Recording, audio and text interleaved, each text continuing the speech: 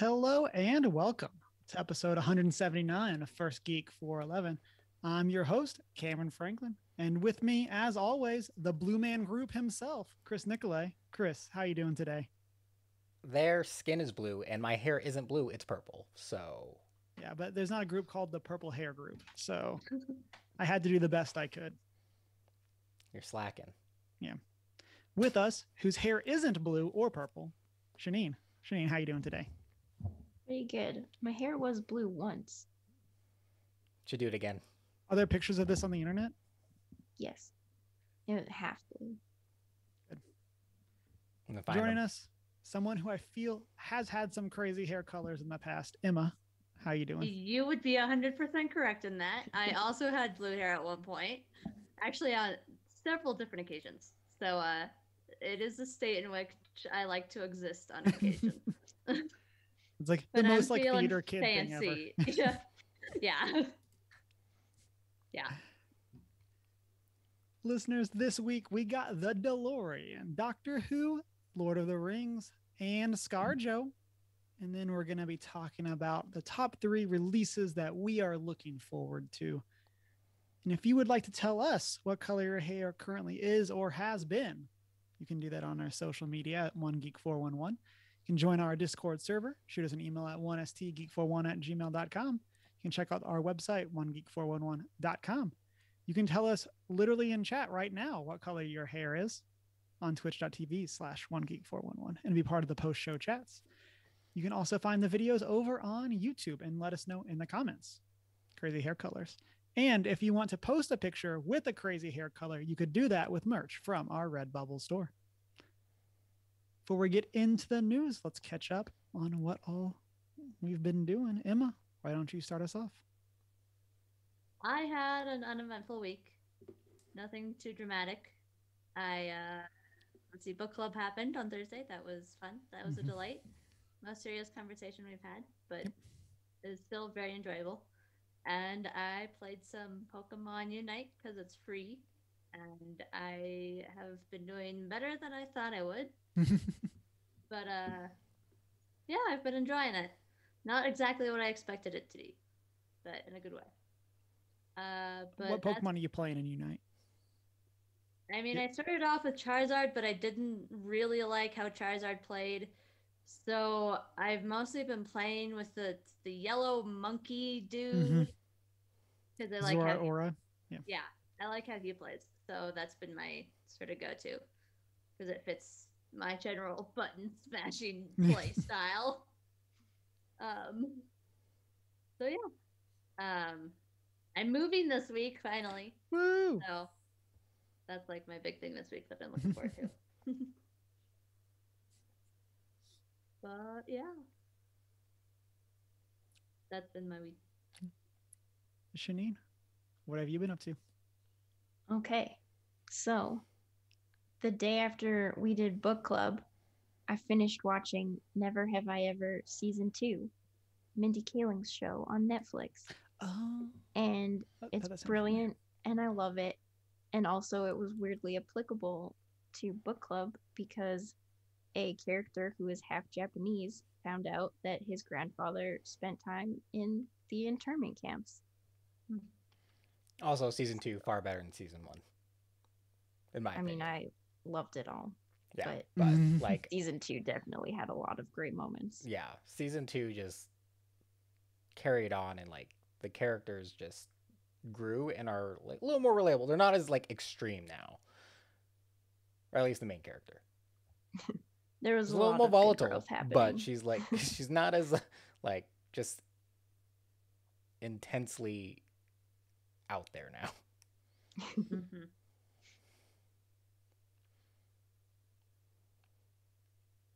Yeah. And then also, speaking of book club, immediately after I finished saying I've never heard of graphic novel memoirs, I, spoiler alert for something I'm going to say later, went to the library and grabbed some graphic novels and was like, oh, this one looks interesting. And it's all like based on a true story. And I'm like, oh, okay, I guess this is a thing. This is my life now. We don't speak of the dog park. That's all for the figures. Yeah, but yeah, the graphic novel memoir that I picked up this time is called The Banned Book Club, and it is about fighting against the government in South Korea in the 80s. So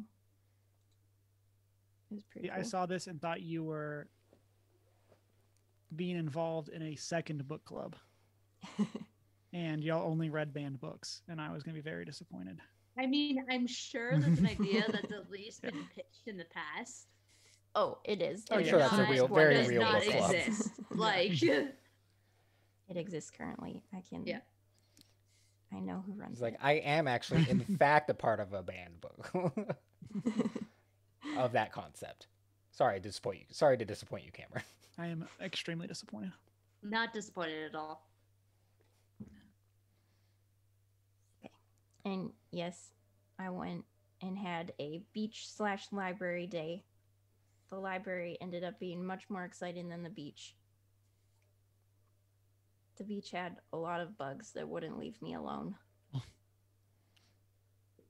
I mean, in How dare general, they? beaches shouldn't be exciting. I find them very exciting. Thank you very much. They should be relaxing. I mean, it depends what activities you're doing there. I mean, true.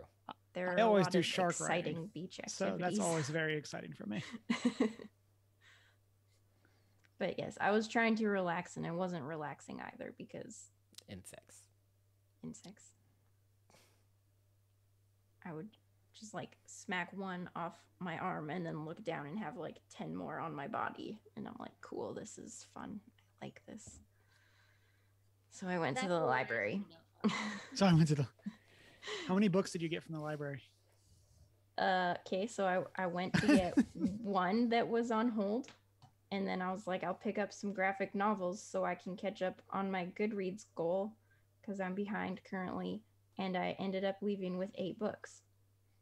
It's actually Sounds not as right. many as I was anticipating. I mean, that's a lot of books that you're borrowing. When That are they was a due? large Are you going to stack. fish 8 books and when are they due? Can you renew online? Yes, I can renew Okay. online. They're due in 3 weeks. 3 of them are graphic novels, and I finished one of them already. So See, plenty I of will, time. yeah. I will also tell you, It Devours is a super fast read, so that should not take you long at all. yeah, I'm like 70 pages in already or something. So There you go. Super fast read. yeah, Giant worms. yeah. I've also Yeah, been Don't listening make it Night Vale. to the Welcome to Night Vale ambient music while reading it. Definitely recommend. I played the demo for Beacon Pines, which is an indie game that we talked about in our E3 episode. And basically there's this storybook telling the story of weird things going on in this town where cute little animals live.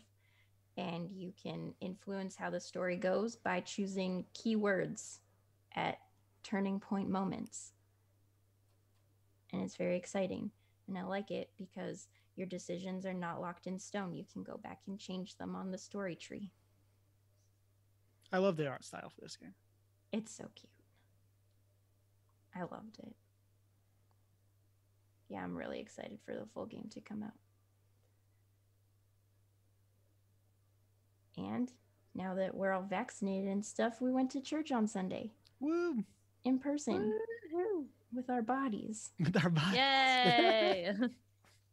Wait, you didn't astral project? Slacker. It's just really tired. I spent so much time astral projecting the past year. Sometimes you just wanna not. Not do that anymore.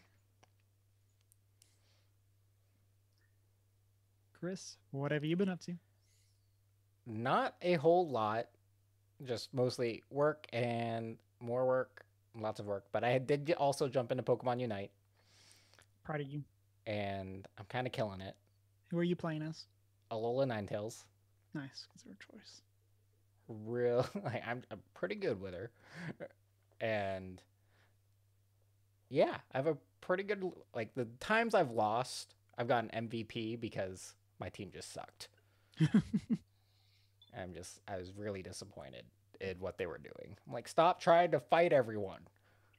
They don't got anything to drop for you, so you don't have to take them out. And also, I've been playing some Final Fantasy 14. Picked up my first healer class because that's what's missing from my friends that are currently playing. They don't have a healer. They're all first timers, and I'm not good at healing. I mean, you were literally just talking about how Pokemon Unite, you just want to not fight other people. Well, I want to fight other people for the most part, but I want them to also, like, there has to be payoff. I'm not getting in there to fight. It's like, oh, you're coming into my territory? You're dead. Chris is a libertarian, let the record show. I'm not actually, but but yeah, healing is not my forte. That poor tank. But it's been fun. Other than that, did have a birthday party for my friend's 30th this weekend. And it was a grand time. We had tacos. Homemade tacos. It was really good. And saw a bunch of other friends that were visiting for his birthday. So some of our friends were up from Denver and Salt Lake City and all over the place, which was a big surprise. And yeah, it's been a good time. And I tried catching up on anime, but did not succeed. For me, I've also been playing Pokemon Unite, which means, Shanine, that's 3 out of 4. I know. I was looking. I'm like, oh no, I'm the only one who didn't do it. Back on the train. I'm just saying. Maybe only spent a total of like 2 hours playing it. So like, there is that, but I've just been doing the daily stuff, mostly. Yeah, so with Chris not streaming last Wednesday, I took the opportunity to jump on and do a Wednesday stream. Played with Nerdo King, who is a primarily Pokemon streamer. And so played with him, and then Hermes, who does a lot of other Pokemon content. So shout out to them. We had a lot of fun. Played some ranked. It was my first time playing ranked. Got some good wins. Got a crushing defeat. That happens. Yeah. There's some good players. Yeah. And I gotta say, loving Gardevoir. Also, Slowbro. Don't underestimate Slowbro. Nah. Slowbro was one of the first guys I played, and he was surprising. I was like, this is just a defender. Like, and he's more than just a defender. He kind of kills it, but other than that, Deanna and I streamed some Sackboy: A Big Adventure, which is basically Little Big Planet 4. Don't know why they didn't just call it that. We're talking about that on stream with Chunk. Don't get the naming thing, but to each their own. And so we've been working through that. We're on the 2nd out of 5 worlds, and so we might stream that again, or at least be playing some in the future. And then last year, I got a board game called Founders of Gloomhaven, and then finally played it after getting it started. Emma, I feel like you would strongly dislike this game. We watched a how to play video that was 40 minutes. Oh no. Yeah, that definitely exceeds my learning curve time limit. Yeah. And so the setup for the game was the first 15 minutes of the video. Oh yeah. And so but yeah, so highly recommended though. It's a great city builder. I'm not overly familiar with the Gloomhaven IP. But this isn't it's not directly connected in the sense that it's a completely different game than Gloomhaven. And so the way it works is everyone has a resource or 2 resources to start out with, and then basically you have to kind of work together to build the city of Gloomhaven. And so I might have stone, but Chris has livestock, and so I need to work with him to do something and combine those materials, and whoever builds things first, that kind of thing. And so wait, is it co-op or? It is competitive, but you do kind of have to work together to an extent. And so it's kind of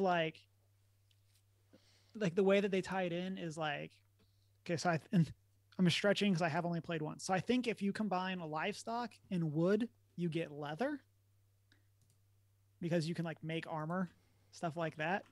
And so like if I make the building that makes leather, Chris gets points for being the one that provided the livestock. Oh. Even though I built the building. So and then I get some points. But then there's like a third tier, which is weapons. So if I build the weapons building, Chris still gets points because he provided the livestock for the weapons and stuff like that.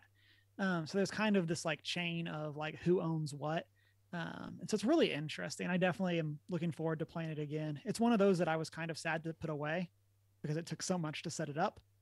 But it's like you have to dedicate a day. Yeah. It's one of those, and it is a very long game. We played just Deanna and I. I mean, like I said, the how to play video was 40 minutes. But so does it take longer with more people then, or do you think it goes faster? I think it would take turns would take longer because like there's this mechanic where if I play the trade action, y'all each get to do a weaker version of that action on my turn. Interesting. Yeah. And then like on my turn, there'd be 4 actions going. And then it would become Shanine's turn. And she would do the build action. And then we would each get to do like a mini build action on our turn. And so it's like this really interesting way of doing it. But yeah, I could see that taking a very long time. Because there were times where like Deanna would build a building, then I would build a building. And between both of those, that would cause this chain of events to happen. Because we would like complete one of the objectives. And so I could definitely see like individual turns taking quite a while. But I feel like game progression though with more people would probably go a lot quicker because you have more people, because like you don't really fight over resources. Yeah. So like you're building out the map a lot quicker. Yeah. Whereas like one of the issues is like we started on opposite ends, and so we kind of had to work towards the middle just to get started, which would be a lot quicker with more people. Yeah. So, but yeah, listeners, let us know what you've been up to. Always happy to hear about stuff over in the Discord, such as Chunk the Hut watching The Truman Show. Such a good movie. Yes, fantastic movie. So let's get into the news. Chris, why don't you start us off? So literally just this morning, I randomly logged into Twitter because sometimes I think to myself, my social media presence is lacking, which it does, and immediately saw that Lord of the Rings on Amazon Prime had tweeted, and we officially have a release date, which is September 2nd of 2022. And we also got our first look, which is an image that confuses me deeply. Yeah, so what's up with the trees? Okay. I saw you. Okay. So listeners, as someone who knows basically only what happened in the movie, Chris posted, and something's going on here. I do not understand it, but the trees are wrong. Right? Okay. Kind of. So they gave us this image. It's a city, a knight looking, probably an elf because of the era that we are looking at. So we know that the Lord of the Rings series is taking place during the Second Age, which is predominantly elf lore and kind of advancement. And so we see a city, and then way in the background, if you analyze the picture, you do see 2 trees. These are the 2 trees of Valinor, and they at one time provided all of the light to the world. So they were essentially a gold tree and a silver tree representing sun and moon, potentially. They were grown following the destruction of the lanterns. So initially light was brought into the world via lanterns. Lanterns were created to provide light. Those were destroyed by Morgoth, and then they transferred that light and grew the trees. Eventually those trees were devoured by Ungoliant, and classic Ungoliant. And then from there the sun and the moon were created. But that is all prior to the first age of Arda, which is the overall world of Arda. And so the trees don't exist in the Second Age where this is taking place. So it is possible we're going to see a lot more than just Second Age, because obviously we're dealing elves. We're going to probably be dealing with elves that were around. The elves were first awakened during the Age of the Trees.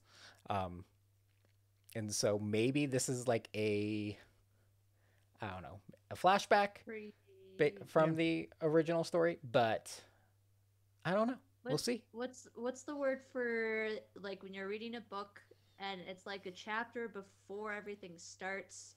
A prologue? Like a prologue. Thank you. I was going to call it a prelude, but I knew that wasn't right. So maybe it's one of those. I mean, that's a big prologue. That's a big gap. We'll like it. If I've learned anything, you just cram all the backstory in the first 5 minutes and call it. I mean, it's worked out great for but most there's an entire first age before the Second Age, and the trees predate the first age. So, and yeah, time's also very confusing when we're talking about ages. Much similar to how we perceive the Genesis scriptures, because it's like we're talking days, but certain things didn't exist. How were days, like what's the time frame of a day kind of situation? And that was very similar for the time of the lanterns, time of the trees, those eras, and also in perspective of the immortal elves live, and much less the Valar. But yeah, so it's confusing, but I'm curious. It's pretty. It's a very pretty initial picture. It's a great shot. And hopefully they do this well. I'm excited. Just 13 months to go. Literally. Exactly 13 months. Gotta believe.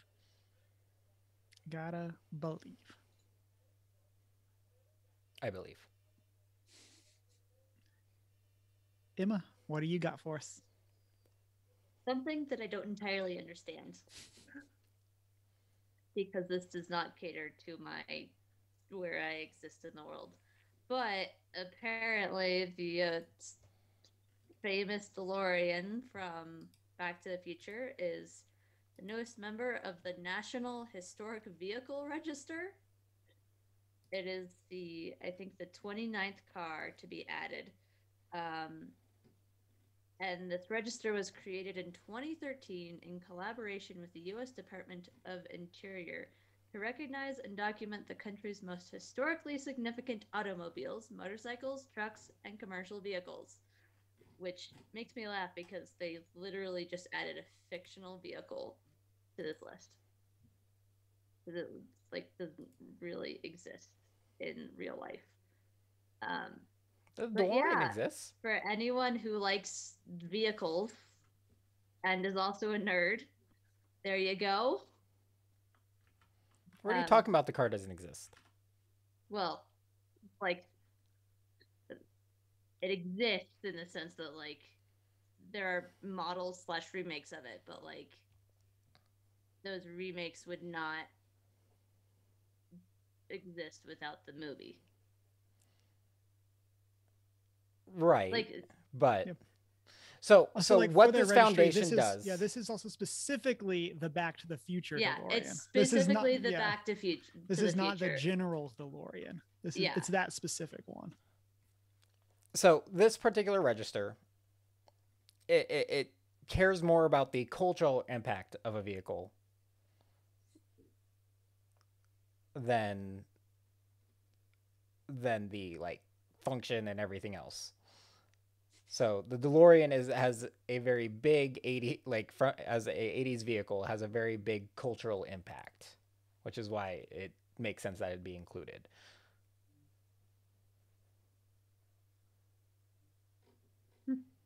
And I think the thing that gets me is it's the only like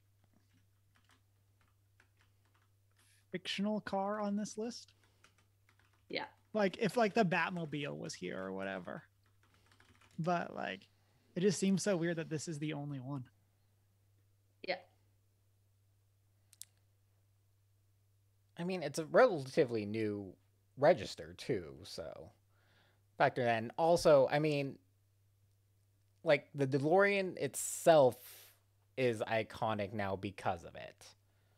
Like you would recognize a DeLorean on the street. Mhm. You'd recognize the Batmobile, but that was never a production vehicle. Right. That we know of. Yet. Yeah. Not a production vehicle. You can count on people to go that far in the grand scheme of things. But yeah, I mean, it's just that whole thing just kind of made me laugh. And at one point, I got this mental image of like a biker gang, but driving all just cars from this list or whatever. And like they're all like really cool cars, and then right in the middle, you just have this random DeLorean from Back to the Future. So there's some news for people who like cars who are also nerds. So Also, according to their website, you can apply for funding if you're a teen trying to like go through driver's ed. So get on that and you can get your driver's ed paid for. If you were going to add a fictional vehicle to the registry. Also be advised that has to be a American vehicle. Oh, touche. So that might also be the stipulation, is that the Batmobile isn't built on an American platform. There goes my answer of the TARDIS. Aang's air scooter. Oh, man. I mean, obviously a 1967 Chevy Impala. I mean, obviously. Obviously. Obviously. Is that already on here? Doors have to be the right kind of squeak, too. And no, it's not.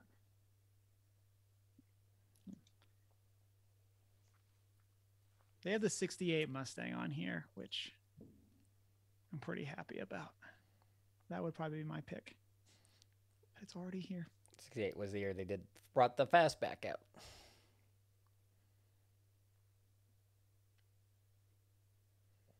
They have a 64 Impala.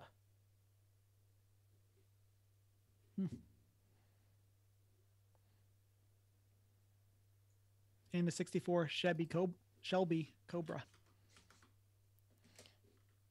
And so I guess one thing to note here is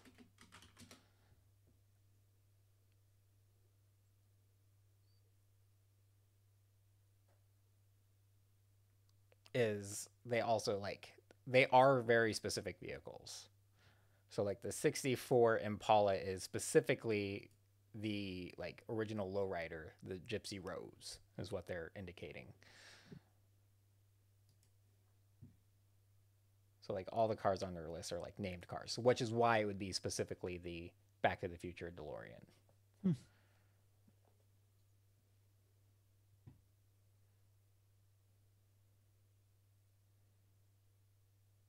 Makes sense to me.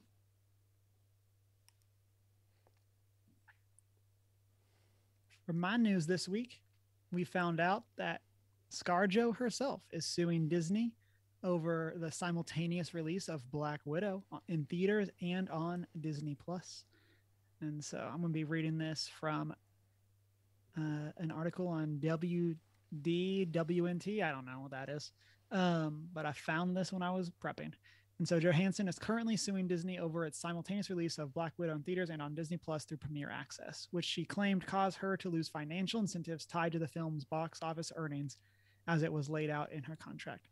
Since the COVID-19 pandemic did play a part in Disney's decision, Johansson asserts that Disney refused to renegotiate their deal after the decision for the hybrid release. Disney responded to the lawsuit claiming it's especially sad and distressing in its callous disregard for the horrific and prolonged global effects of the COVID-19 pandemic.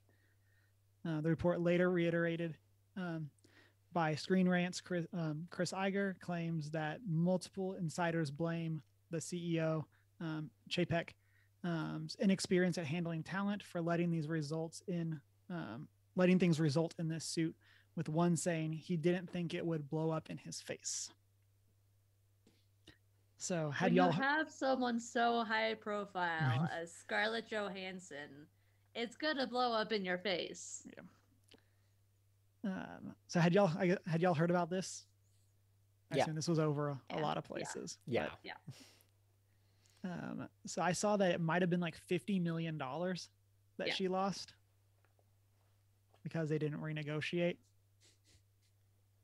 Well, and the thing is that like that I find kind of I don't want to use the word funny, but like is the fact that her manager, like she and her manager, tried to renegotiate the contract and like tried to just like reach out and be like, hey, can we redo our contract before all of this like happened? And then Disney just goes, oh, you should have tried to renegotiate your contract. And they had. It just got refused. So. Yep. Deanna says in chat, this topic sounds like it should be a legal video.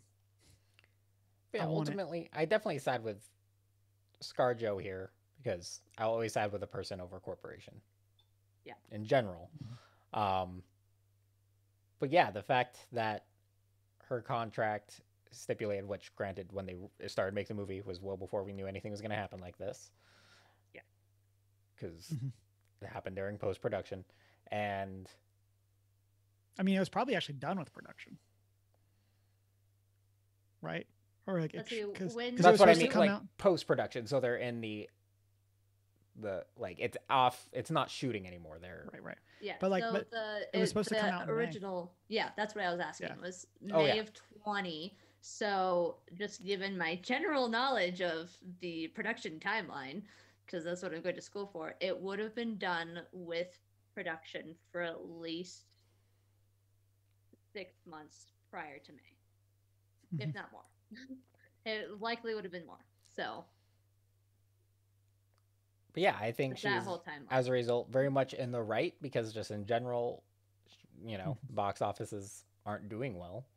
And if you, as a corporation, are then going to capitalize on your new streaming service, and that is also going to further affect the open box offices, then yes, that should have been renegotiated. Because also, I'm pretty sure they were recording the movie like when they initially negotiated their contract, Disney Plus didn't exist. Yeah.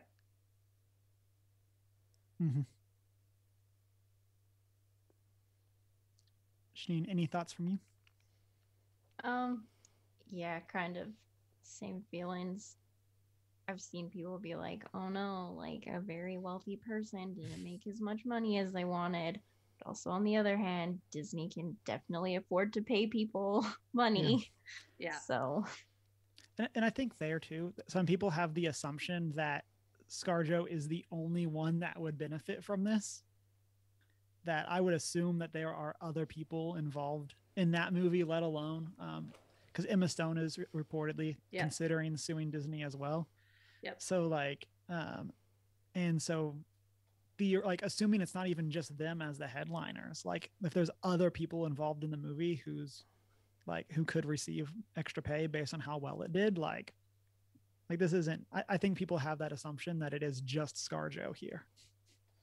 Which it's not. Yeah. No, I mean, and also like I believe like a lot of what this would do is it would set a precedent is the ideal, and ultimately it should have been Disney that should have approached them to renegotiate the contract, saying, you know, just in terms of trying to take care of the people that have earned you a lot of money.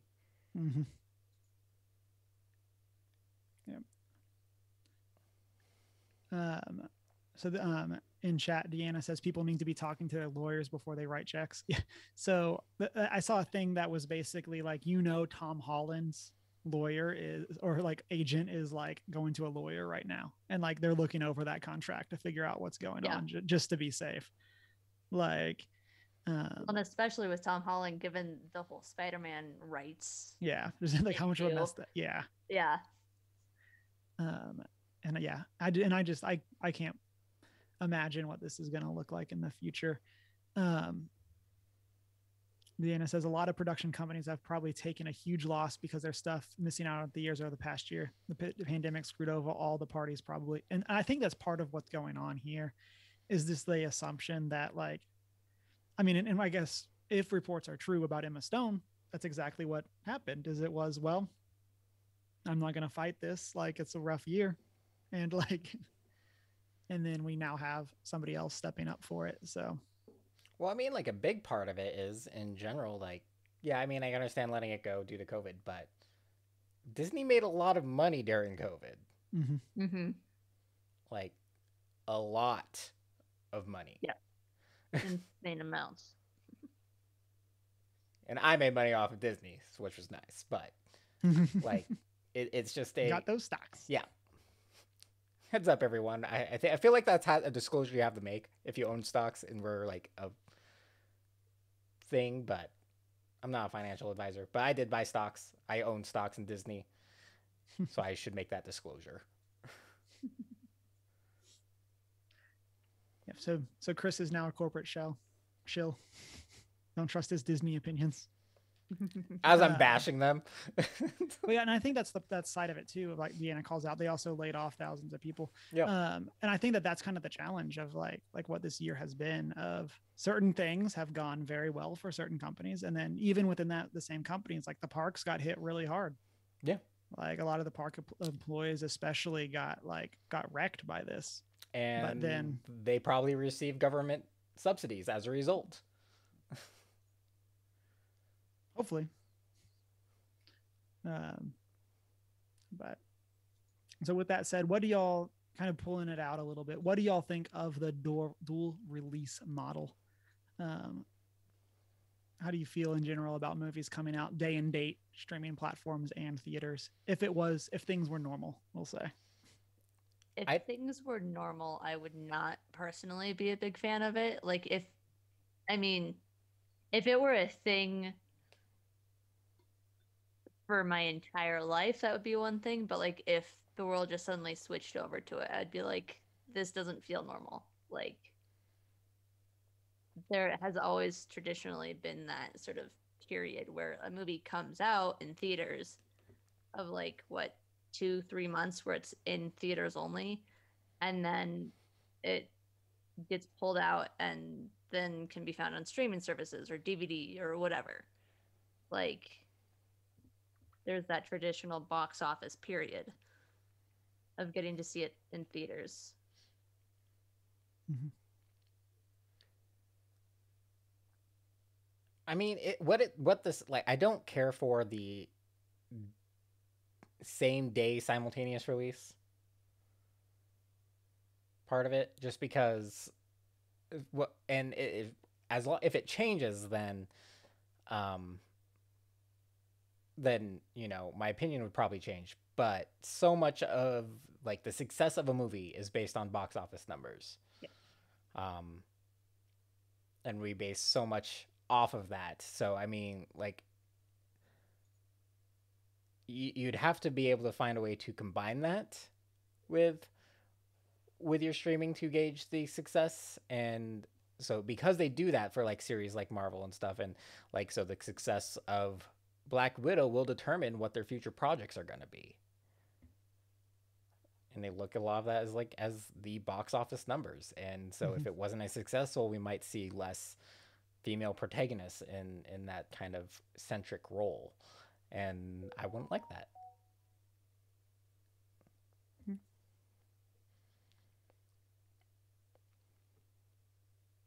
Shane, what do you think? Completely disregarding the politics of it all, I don't hate it. It's kind of nice to have the option if I don't want to go out to just watch it at home. I would just like the at-home option to be slightly cheaper than going to the theater. Yeah. Mm-hmm. I think having to pay like over the price of 2 tickets to watch it in my own house is kind of silly. Yeah. That's kind of where I'm at with it. Like, yeah. and it kind of reminds me a lot of like, I'll use the show Heroes as the example that like wasn't doing great ratings wise, but like that was right around when like like watching on like the network website was taking off, and apparently like Heroes was doing like really really well there, and it was like actually like a time slot issue. And so like now granted that show did not do great overall, but like the part of that show getting continual series was because of its early success on online. And so I can definitely see that type of thing happening here, where there are some movies where like a lot of people wouldn't be going to the theater to see it, but people would watch it if it wasn't $30 for it or something like that. And so I think in that regard, I think there's like a suite there of like of some sort of price, in order to like I don't know if it's $15. I don't know what like cost wise that is. I mean, I get the $30 thing because it's an access premium more than, right. You know, you're paying to conveniently watch it without having to go to the theaters. That's what it is. You have access to it day one from your streaming service at home. So it's more of an access tax than a convenience thing. And also I think a lot of people, because of it is Disney, you know, they're also assuming it's typically going to be 3 to 4 people watching. Mm-hmm. So it is ultimately a cheaper option than the movies. Yeah, and I know we talked about that because like we did the premiere access for Mulan, but it was one where it was like Deanna and I, Deanna's sister and her roommates. So we're at like 6 people, like her brother and his roommates. So it's like 10 people and Deanna's parents. So like we're talking a good chunk of people at least were able to see it. I don't know if everyone watched it. And so like when you get into that, yeah, it's a great deal. And the thing that I think is interesting there is I would be pretty curious like what that looks like and how they track that. So like presumably they can very easily track how many different IP addresses are accessing through an account, and they can track, okay, well, of those accounts this many people watched it. And I'd be interested to see how that would play into like ticket sales, that kind of thing.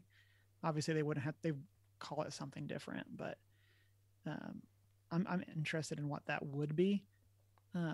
Although, I mean, I'll say for me, honestly, like I would be fine if it was $10 and you get to watch it once.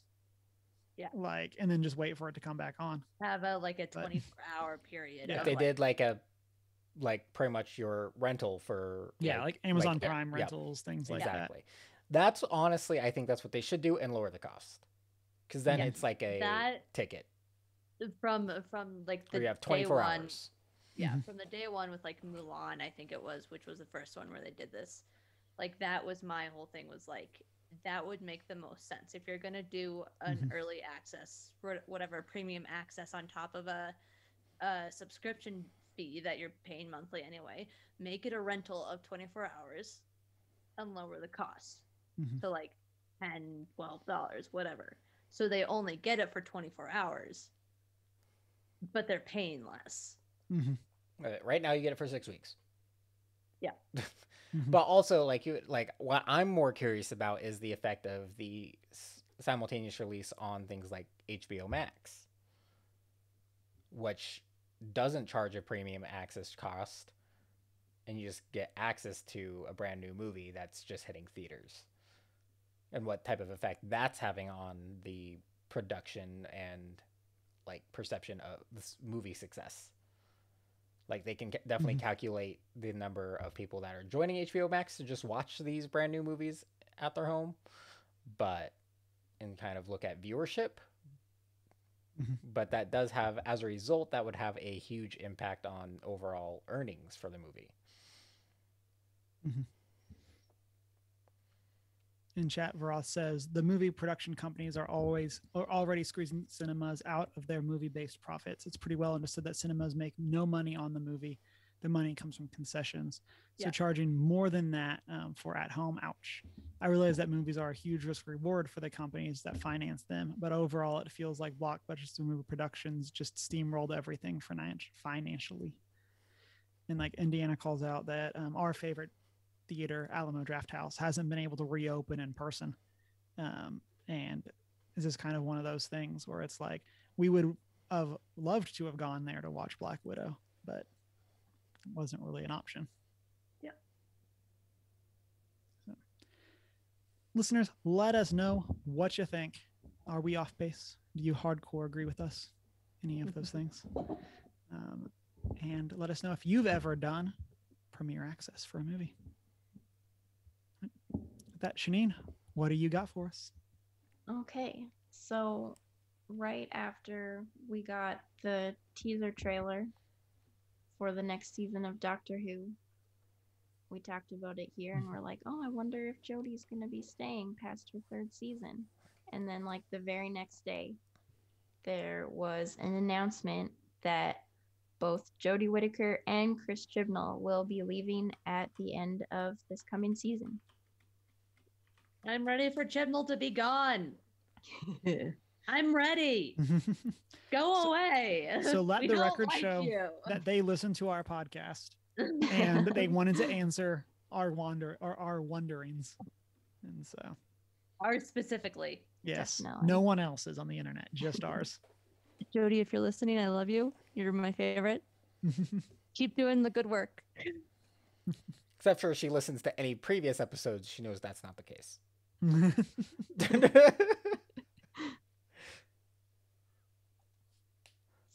I just wish that Jodie could have had better. Because I really like her as an actress, and I feel like she could have done really well. Yeah. And I too am not sad to see Chris Chibnall go. No. One thing that I think is very interesting about the Doctor Who audience is that everyone seems to be very like pro Jodie. And like everyone's like, you just got done dirty. Whereas like you look at other fandoms and it's like, no, we hate everyone. And so I just think that's so interesting to see. I mean, it's great to see. Ideally, that's because people are moving more towards understanding that sometimes people on set are just doing what they're told. Like, yeah. But I was reading through a lot of like Reddit posts, and it was like I was really shocked at like how like positive everyone was about like her hopefully finding something great in the future and stuff like that. I'm like, oh, good job, internet. Yeah. I mean, Jodie, again, like she is the first actor to take up the mantle of the Doctor who I knew going into her sort of era. Like I didn't know anyone previously, and she's like one of my favorite British actors of all time. And she definitely did get done dirty in many ways. Like, not to mention that one of the timelines, like big stories that Chris Chibnall sort of let pass, basically invalidates the existence of a lot of classic Who stuff on top of everything else. So it invalidates a lot of the previous actors who have come before. So just not a big fan of him as a showrunner in general.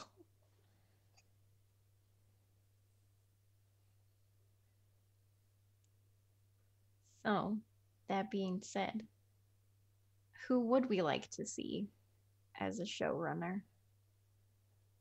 I mean, Neil Gaiman, not gonna lie. Oh man, okay. I was like, I have no idea, but yeah, I'm in. That's okay. definitely he's way too busy. Yeah. Okay. Like, it's not gonna happen, but I can dream. Like yeah. he's written for Doctor Who in the past, and the stuff he's written for Doctor Who, great, fantastic. And like we've seen, like with Good Omens, when he's showrunner, it does really well. Like he makes really good calls for the things that he's a showrunner producer for. And like having him even assist partially in some way, I feel like would greatly improve the show as a whole. Not to mention that he's just a genius in his own right. Like he could definitely straighten out all the knots that have happened. So for me, I'm like 99% sure it will never happen, but I know I want I can dream Moffat back. So do I. Stephen Moffat had some good stuff. Like all the good stuff. All the good stuff. Like most of my favorite episodes are his. Yeah. I feel like I don't have a good perception of Showrunners. of like, especially from like a lot of the British stuff. Of like, I don't know who are the people that are in with like the Doctor Who circle. Basically everyone. Right. So Yeah, I can't think, like, I'm not good on British media, but I would vote for like Paul Sims. He's a showrunner of What We Do in the Shadows. So like transitioning Jermaine Clements and Taika's work into TV. I think he did a pretty decent job, and I think he'd probably bring a new take to Doctor Who. That might just get me interested. Yeah. I think I'll say that like there's a lot of people that I think would be very interesting, but I don't know if it would be good Doctor Who, that kind of thing. Yeah. Like Taika is like one of the showrunners that like jumps out of like, I would love to see what he would do with this, but I feel like it would be very different. yeah. I would love it. Yeah. Yeah. That's why I'm like Neil Gaiman, I'm like, he's done the routine already. He's been there and he's had sort of his toes dipped in. And he's just enough of that type to make it work, while also being different. Yeah, and I think Taika would do the same, because like if you look at all of his work, they are drastically different. Yeah. In terms of tonal, and like when he does take over something, like when he did Thor, he still remained pretty true to maintaining the like Thor, and just actually built a better Thor as a result. And I think he could probably do very well doing something like, but he's too big now. Yeah. Barath mentions in the comments that like Stephen Moffat's Doctor Who stuff, like he loves that. His best stuff was when Russell T Davies was the showrunner. Definitely, I have this whole book that's just emails between the two of them, writing stories for Doctor Who. But Stephen Moffat and Russell T Davies were my two favorite showrunners. When Russell T Davies took over, it kept some of the spirit, and while doing his own thing that was going into the Matt Smith era. He like took on some bigger stories while still keeping on that sort of, I want to say, mom and pop feel. Like it wasn't as complicated or convoluted. And that's kind of what I miss from sort of the earlier days of like bigger stories, but still keeping the like simplicity of it all.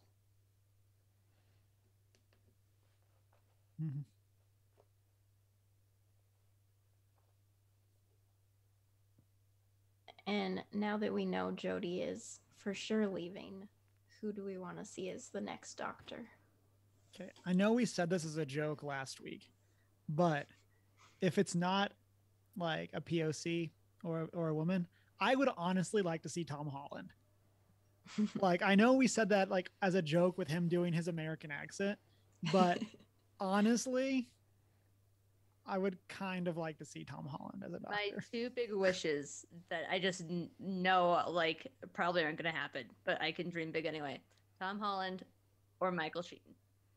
Like, I would love to see either of those happen. So, I'd like Richard Ayoade.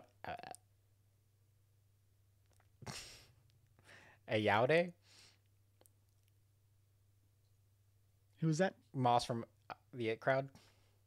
Moss. Because I'd be down. he's very charming. And I'd probably tune in to watch him in anything. I know who that is. Yeah, that'd be pretty fun. And I want him to do it as Ross, as Moss. What if he did? Be like, perfect. I'm just coming up with ways that you could get me interested in Doctor Who, like where I'll actually sit down and watch week to week. TARDIS Cameron, is on that's one of my fire, favorite and he episodes. just sits there staring at it. I have to say, Cameron Waters of Mars is one of my favorite episodes. So, Yeah, Varroth had a good call out there for that episode. That's a really good one. I did not really like. That's again. That's one of those things that like calling out like Varroth called out the comment that you read about Davies reining back Moffat, and then it's like it did in this episode. It's like, okay, well, you got me. I like that episode. Good going. Like, I just don't know a lot of the like production side of it, and so I don't know when all of that necessarily all switched around. So.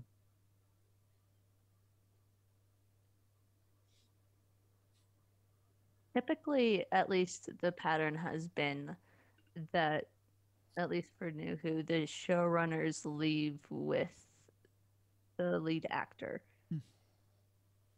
So, do they ever split? Does the showrunner only get like a season? Has that ever happened? Well, with I don't know about Classic Who, but Moffat left with Tennant. Davies left with Smith, if I'm remembering correctly. And there hasn't been sort of enough of a series, like enough of new Doctor Who to like establish that pattern, in the sense of if showrunners would do it differently. But that's typically been the thing. Moffat was around for Eccleston, but he was only there for one season. So he was there for Eccleston and Tennant. And then when Tennant left, Moffat left as well. And then it sort of moved on from there for showrunners leaving with the actor. They should just completely break the mold and replace the showrunner every season. Here you go. Good luck. Like, let's see what you can Try do. and figure out what the last showrunner was trying to do with this season. Exactly. And then just continue the it storyline. becomes this amazing, crazy conglomerate Conglomeration of just chaos. reimagining. Is like, well, this is what we know, so this is what's going to happen. Shitty. Sounds bad. I think it sounds great. It wouldn't go well. Why not? It actually wouldn't go well. I don't think they'd actually build off of each other's ideas and would just like retcon everything. 9 times it would be out awful. of 10, I the think showrunner would be like, that last guy was an idiot. I'm just going to throw in a plot point that says, JK, it was all a lie. all I'm saying is how Start many different over. directors and writers are part of the MCU. Here's the thing. Right, but they have a Feige. Let's I also mean, consider that's how many true. directors and That's writers true. are in Also, the DCEU. Here's the other thing. That's true. You can't really compare it to the MCU because the thing is, the MCU is primarily movie. The thing with movies and TV is that in movies, the director has all the power. In TV, the director has none of the power. It's the showrunner that has all the power. So you can't really make that comparison because the directors in TV shows literally are just like, I have to listen to the showrunner 9 times out of 10. I can make the call in terms of like how the lighting's gonna look or like minor sound, whatever. But it's the showrunner that has all the power in TV. Yeah, but traditionally, but I'm talking about breaking the mold. Like, you combine a ton of roles into one person, give them a season, see what they do, and let the next person build off it. And then you set up a rule like no retconning.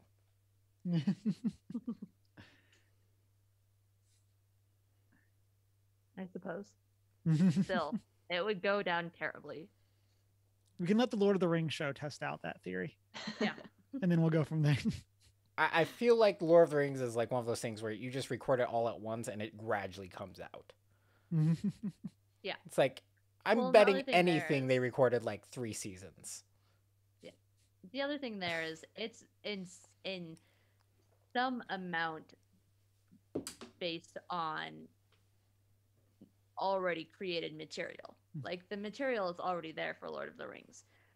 However much of it exists because it's coming from Tolkien's notes is another thing, but like, it's like there's base material there, whereas Doctor Who, they just have to make it all up.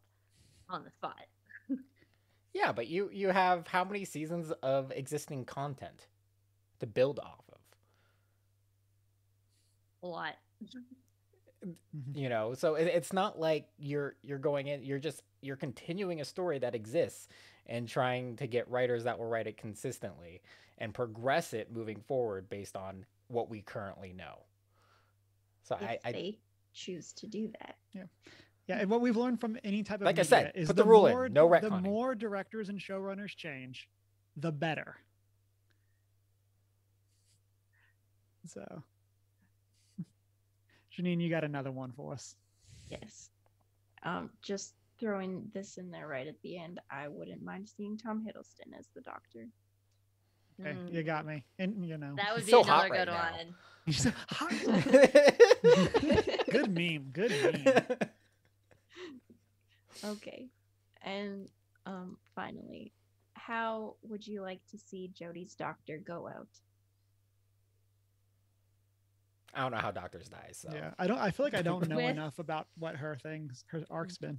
With redemption to the crumminess that she has been put through. That is the most that I can say. Like, she really deserved a better overall story arc and did not get it. So some amount of redemption to that. So what she's saying is she wants Chibnall to magically run a good season. I mean, is that so much to ask? Just your last season. Come on, dude. Fix the train wreck you started. I want Chibnall to go out now and just bring in a new showrunner for this season. See what happens when you have a completely different take on Jodie's Doctor.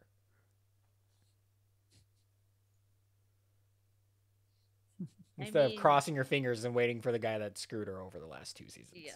From what we've heard, that's what I've seen at least. Apparently, this season is going to be a little more tied together overall. And every episode is supposed to have a cliffhanger. And I don't know what to think about that, but it does feel a little bit concerning to me. But maybe we'll all be surprised. I won't be. I just want it to be meaningful. I guess that's the real thing. Like, all the ones in the past have been meaningful in some way, shape, or form. And I haven't gotten a lot of that from Chibnall so far. So. Yeah, I think one of the big things with Jodie's Doctor has kind of been like the companions are her fam. Yeah. And now Ryan and Graham are gone. So I guess just have something really heartfelt with Yaz. Yeah.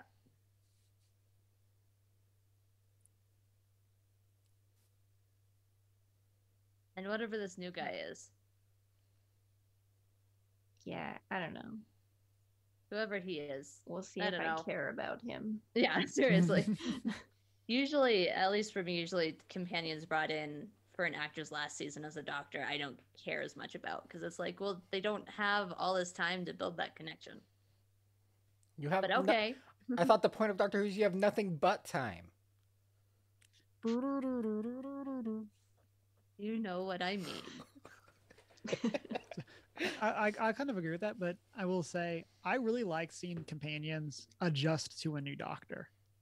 Like I think that is one of my favorite like times in Doctor Who is when there you do get that carryover of the doctor like I don't know why I know you. Why do I know you? Like as they're trying to like refigure out who they are. Like yeah.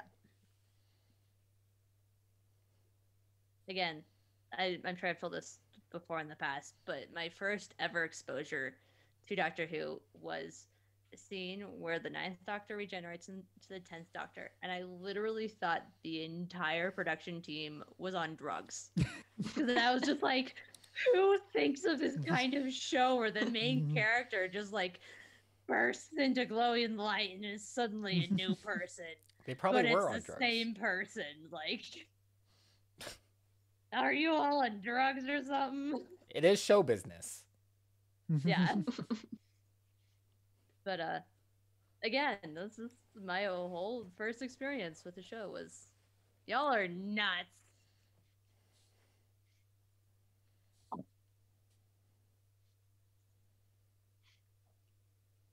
Okay, one last bit of fun news. The Crown season 5 had some casting announcements. The biggest one being Queen Elizabeth II will be played by Imelda Staunton. And all I can see is Umbridge. Yep. She even And- still looks like and, Umbridge in these I- photos. I don't know how that's gonna Umbridge. go for me, Yeah. but As long as I'm she never sure wears she's pink, it might be great. okay. yeah, they definitely can't put her in pink. Yeah. Yeah. Which they might eventually, but Yeah. I'm I pretty mean, sure the I Queen want a has to joke wear about pink. her specifically not wearing pink. Like, I know that that's not necessarily the Crown's thing, but I would love that meta joke of Yeah. just her picking out wardrobe and getting rid of pink stuff. I mean, there's a lot of potential because obviously she is a wonderful Obviously. actress because of how she portrayed Umbridge perfectly. So perfectly. There was no redeeming quality in that performance because, in that character because of that performance, and it Mhm. was she nailed it. And so I think in this kind of stoic role, I think she'll be great. Yeah, I can't find it in the article right now. In that But- picture, that looks like my grandma. Not gonna lie. Oh, here it is. Imelda it says Imelda Staunton, best known for her role as Lady Bagshaw in Downton Abbey. And I was like, I don't think that's what she's No, best no, known I wouldn't for. say That's best. the It's young like, generation. I think you're overestimating the popularity of Downton Abbey. Yeah. It is a big hit, but It's great. I didn't even remember she was in Downton Abbey though. the I just look at generational her and appeal I see Umbridge. is definitely Umbridge. I mean, I feel like any British actor who was just any amount of anything was in Downton Abbey at some point or another. But then again, I've only seen 4 episodes of the show, so Yeah, I not feel like everyone, but Every British many. actor is pretty much in anything relating to Britain when it comes to Mhm. as a small cameo role somewhere. They just all sign up. It's oh, it's about Britain. I'll be an extra. sure. It's a big. Take it on. It's some of the biggest stars, and they're just serving as extras because why not? I feel like that's a very UK thing. Well, they've also got a small selection of actors, so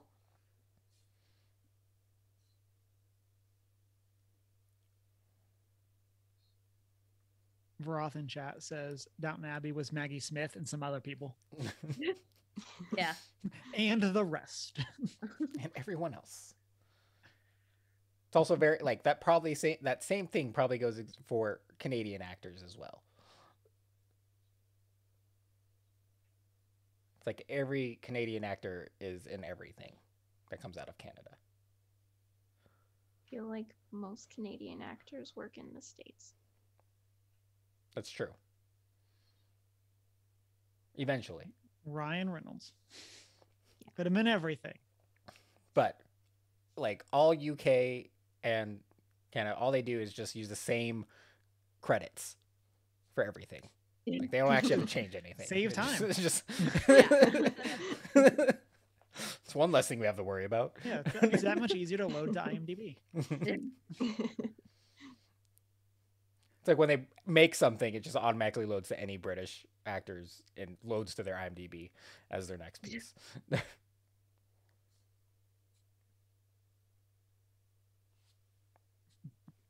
Go ahead and get into our announcements and then do our top 3 releases we're looking forward to. Stream schedule for this week. What do we got? I will be streaming some more Concrete Genie tomorrow night. How are you liking it so far? It's fun. It's very chill. Have you I missed the end. I'm trying to ask a question that's not too spoilery. We won't worry about it. We'll talk later. We'll talk later. I will be streaming this Wednesday. I don't know what yet. If anyone's available, maybe we'll play some Pokemon Unite. You have my attention. Everyone get on Discord and we can... Janine. We'll just jump in Discord chat and we'll grind up some ranked or get Shanine up to ranked level and see what we do. See what we can do. If not, then Final Fantasy 14 probably. That one dungeon. Well, I mean, that's if I do dailies. I've got to grind up a healer now, don't forget, and figure out how that works. Healing man. And because I can't play Diablo 3. Because reasons. Yep. I will not be streaming on Thursday because I will be driving a van out to LA. So I will have no internet and no TV, and I will be sleeping in a tent on the ground. What you should do is stream the drive. I could stream the drive for a little bit if y'all wanted, but it's like, oh, lost service. Sorry. My phone data plan would probably not survive. Be a pretty entertaining drive. It's gonna be a lot of fires, especially that Oregon portion. A lot of fires. Yeah, except I'm not going through Oregon.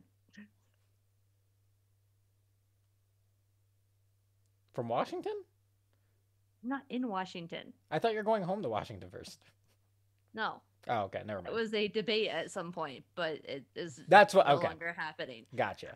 So you probably won't see many fires until you get to California, really, because well, maybe depending on what route you go, but yeah. Well, the route we were gonna go got closed for who knows how long because of mudslides. So the complete opposite end of issues was mudslides. But anyway, no stream from me on Thursday. I may stream Thursday then too. There you go. Ooh. For me, I'll be back on Sunday, probably playing Phantom Brigade or Sackboy: A Big Adventure with Deanna. We'll see. Or more Pokemon Unite. Or, Chris, you're making a very good point. So everyone just pick a different day and we'll all play Pokemon Unite. It's just you're hosting. You're going to be the face on screen. That's all. Right. We can put multiple faces. Sounds like a plan. All faces. I mean, we could. That's true too. So it's just your perspective in terms of the gameplay. Yep. And then certain someone forgot to put the funny post about it, but we'll take care of that later. And our next book club is Masters of Kung Fu Epic Collection, Weapon of the Soul, as we get ready for Shang-Chi coming out at the end of, or I guess beginning of next month. And so be reading that. Looking forward to picking mine up still. And it is on Marvel Unlimited. So people, you can do that free trial, read it, and then not renew. Or renew because you want to support Marvel Unlimited. Touche. If it ends up being something you want, that's your call, yo. We're not sponsored. Mm-hmm. Yeah. But now we're definitely not getting sponsored. Cameron just said abuse the week free trial and don't renew. Hey, gotta do what you gotta do. So with that, let's get into our top 3 for this week. We are talking general releases or upcoming releases that we are excited for. We should also caveat this with saying, get your vaccines. Please. If you are able and you have not, get it so we can get back to normal. And with that said, Chris, why don't you start us off? Final Fantasy VII Part 2. Very long way. Very long way. Yeah. But it's just in my heart, man. It's in my heart. You just want to believe. Oh, it's happening. It's going to be another 7 years. I'll be 60 by the time we get all 3 parts. It'll be PlayStation 8. PlayStation 8. That's a trick. They can only do 1 per console cycle. Yeah. That'd be crazy. Yeah. Emma, what you got? What do I got? I gotta open my. Oh, duh. Horizon Forbidden West. Because y'all know I'm obsessed. Mhm. Conveniently did not put that on my list. Yes. Cannot Aloy, despite the Nora, wait. despite the delayed pushback, I am It should ready still be- for it to come out. It's projected what, quarter 2 now? 2022? Or end of quarter 1? One of those First two. quarter of 22. Yeah, I didn't actually read any of the articles. So beginning of next year at some point from the end of this year. So it wasn't a super big pushback, but it was still enough of a pushback to be like, oh man, I just want to fight some robo raptors. I want to see what There's new robots they bring in. That's what I'm looking forward to. All Yeah. about that elephant. All about the elephant. So here for it.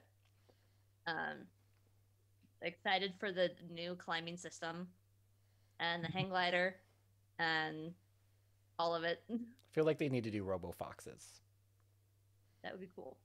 that take you to Yes. shrines. They should just straight up steal Yes. that from Shushima.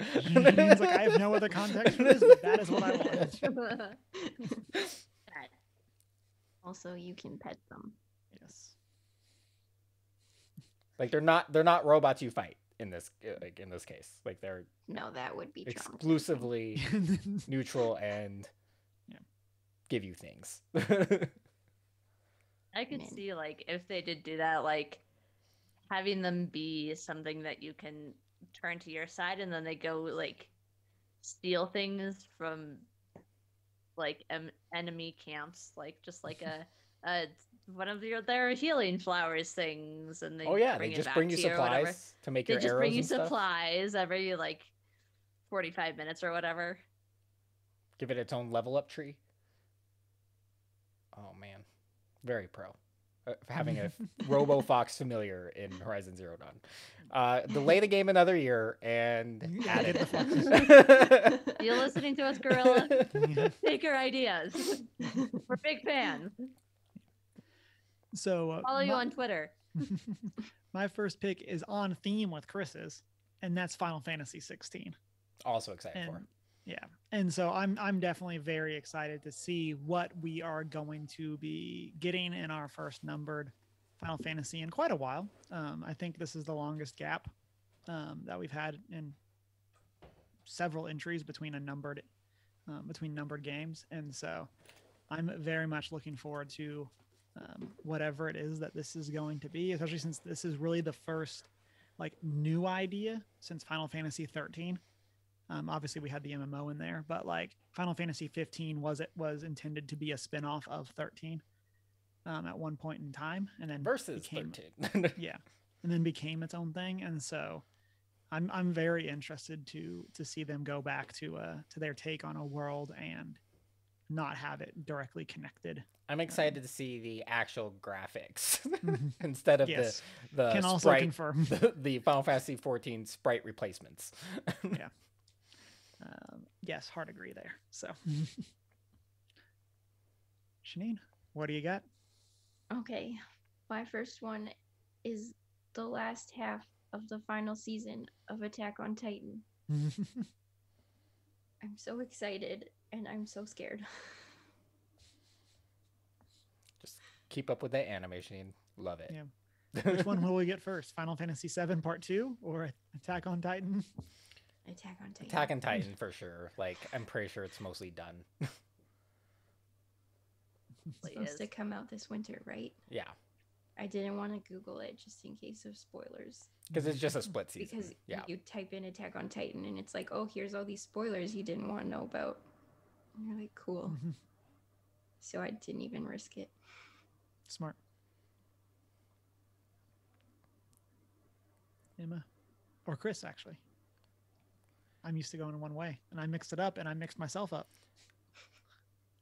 granted, we know nothing, but I'm excited to see the first thing that comes out of Avatar Studios, Mm-hmm. That was on my short whatever list. it might be. because they're working on a animated movie Mhm. that we know nothing No, about. other exactly. than that Once they're again, we working know on it. nothing about. But everything I'm excited with, we know nothing about. Well, I mean, we know about Final Fantasy VII, I guess, but don't know what they're gonna do with it yet. But yeah, anything out of that, and included with that, I still want to see the Netflix Avatar series, live action. I want to see what exactly. I want to believe. Yeah, me too. A lot of what I'm rooting for is just believing skeptically. Just holding on to as much hope as I can until it finally comes out. Mm-hmm. Okay, for real this time, Emma. Yay. So Roth already put it in the comment section, but my number 2 big excitement is Wheel of Time, Amazon Prime series. So excited for it. I've been reading the series for a long time now. As we know, I'm on book 6, maybe 50 pages in, because I'm a slow reader. But super excited. It's a great, big, epic fantasy series. Look forward to it. The cast looks great. I mean, it's all unknown people, but sometimes that's the best. You find some really good hidden talent in people who are just not known. And some of the clips that we've gotten, the teaser clips, have been looking great. And yeah, the story as a whole deserves a lot of big appreciation. So I'm looking forward to that coming into more people's radar as a whole. So oh yeah, Veroth mentions the world building in the Wheel of Time it's fantastic. It's solid. The whole thing is solid. So yeah. Mm-hmm. So I limited myself to one MCU pick. And that is, of course, Thor: Love and Thunder. The movie and the take on Thor that I've wanted in the MCU since basically Jane Foster shows up, which is like the third movie. But I'm so excited that we're gonna get to see her as Thor. I just want to know what they're doing, how they're doing it, all of those things. And there's definitely some specific panels I want to see them recreate. Even if they weren't doing Lady Thor, I'm just excited to have her back in the MCU. Yep. All of that, her back, Taika directing. Yeah, so much going on. But that movie really excites me. And especially as it seems like we'll be getting a lot of multiversey things coming up. I'm hoping that in this one we kind of get to see just a tight Thor movie. Give us the jokes, give us I definitely see that being one of the things that's just what, less multiverse at some point and just give us the characters, use that as the reason that there's another Mjolnir, and then that's all we need for this movie. Jonathan.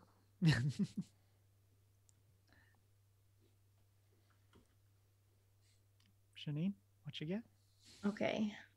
Speaking of Marvel and the multiverse, my MCU pick is Multiverse of Madness. I really just want more Scarlet Witch. Yep. I almost put that on my list, but I decided not to. And Doctor Strange. I mean, I'm less excited for him. I mean, it's another basic white guy. It's Benedict. I do love Benedict Cumberbatch, but Yeah. I really love No Scarlet bashing Witch. on Benedict, but just another white they're guy. both together, so it's gonna be great. I'm not excited for him. I'm just not as excited for him. I'm just excited because Doctor Strange is not even necessary. Is my favorite MCU character so far. Yeah, I'm excited to see. I'll say, I think the movie Doctor Strange is one of my least favorite origin movies. Not by any means that it's the worst one, but it's probably just one of my least favorites. But the stuff that they've done with that character in all the other films he's been in, like makes me Right. really excited for us for, like seeing him again headlining a film. Yeah. I really hope it's very horror-like and Cameron just hates it.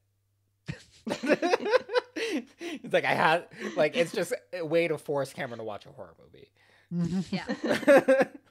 Because he has to watch it. It's a part of the MCU. You're right. I'll watch it no matter what. So here we are. Here we are. It just depends on if I'm sleeping at the theater or if I'm able to drive home. Yeah. So.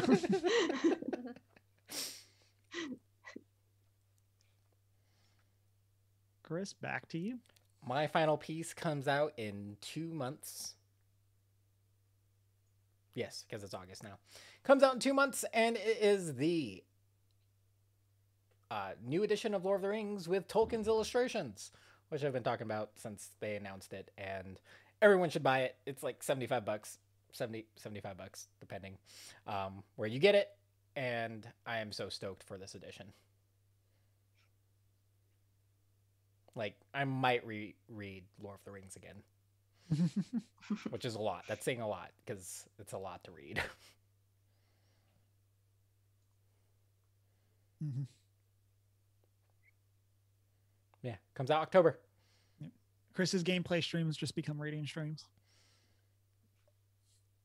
Feel like we could get in trouble for that. Yeah. I mean, also along that vein, we're also getting a Lord of the Rings audiobook read by Serkis. Mm-hmm. Read by Circus. Andy Serkis. Andy Serkis. Who is that? Golem. Okay. I know I knew the name, but I was just like, can't put a name to a face.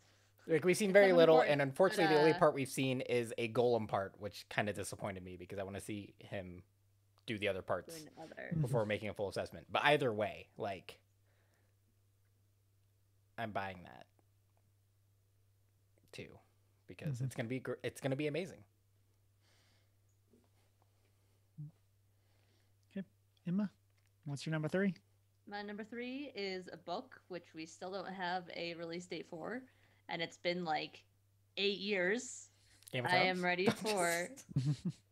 No, but the author is pulling a very similar move, which irks me because it's a trilogy, and that's The Doors of Stone, which is the 3rd book in the Wise Man's Fear, King Killer Chronicles by Patrick Rothfuss. I'm so ready for the 3rd book to come out because I want the series to be finished and I want to read it. What's gonna happen? And he's gonna pull a Paolini, and it's gonna become a cycle.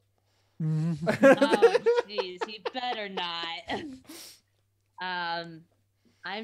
It's one of my favorite series, and like, I just want the Doors of Stone to come out so that I can get the end of both story and like yeah.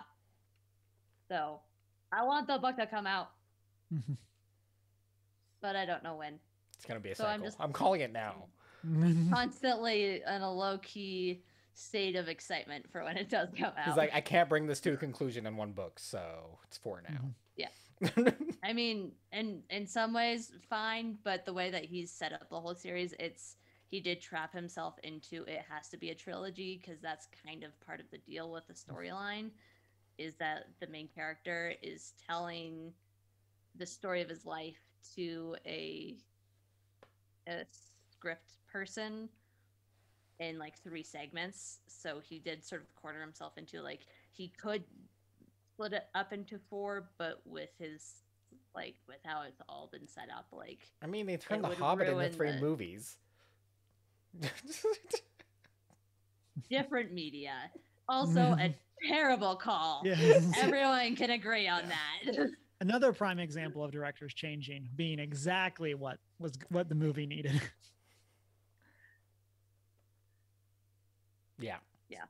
So for me, my next one is Pokemon Legends Arceus. I haven't played or gotten like a catch the Pokemon game at release or like near release since like Black and White. I did eventually get Let's Go Eevee, but I'm very curious to what this game's going to be, how they're going to mix up the formula. I like that we're getting this like random collection of starters And I'm really hopeful for what that's going to actually be.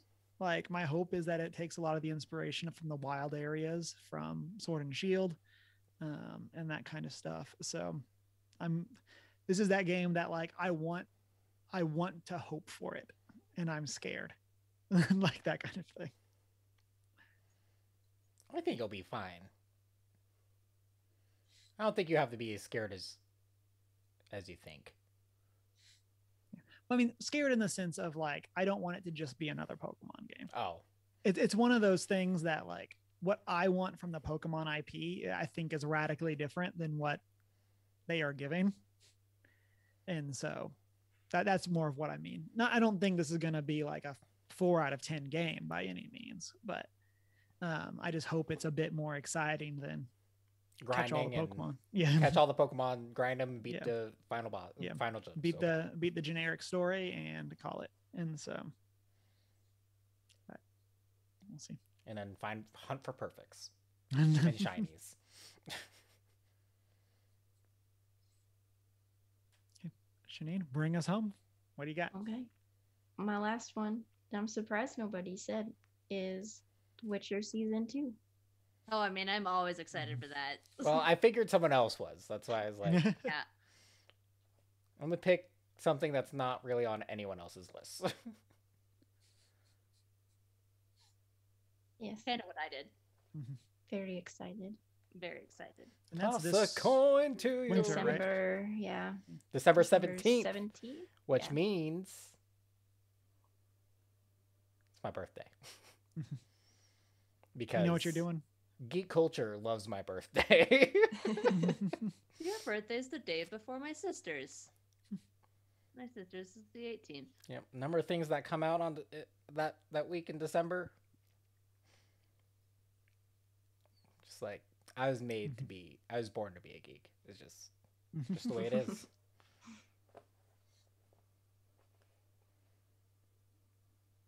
In chat, Deanna says Witcher Season 2. Jurassic World Evolution 2. And whenever the next Jurassic World movie comes out. Whenever the real Jurassic World comes out. Yeah. And opens. Bum, bum, bum. Listeners, if you have something that you're looking forward to, let us know. You can, of course, do that on our social media as OneGeek411. Join our Discord server. Shoot us an email at 1stgeek411@gmail.com. You can also hang out with us Monday night, 6:45 Mountain Time. Be part of the post-show chats. And if you're watching on YouTube, be sure to like, comment, and subscribe. That would help us out a ton. And if you're a podcast listener, it would help us out a lot if you would rate and subscribe wherever it is that you listen to the podcasts. You can also always find our merch on our Redbubble store, and then check out our show notes on our website, onegeek411.com. And if you want to connect with us personally, you can do that on our personal social medias. Mine is Humar Whittle. Mine is I am not prepared with an I. I'm the Hoot and Howl on Twitter and Hoot and Howl Tales, TALES, on Instagram. And I'm not so foreign. And it's been a great week. Wash them hands. Pet a dog. Read a book. I love you. And get your vaccine. Yeah, I was literally about to yell that too.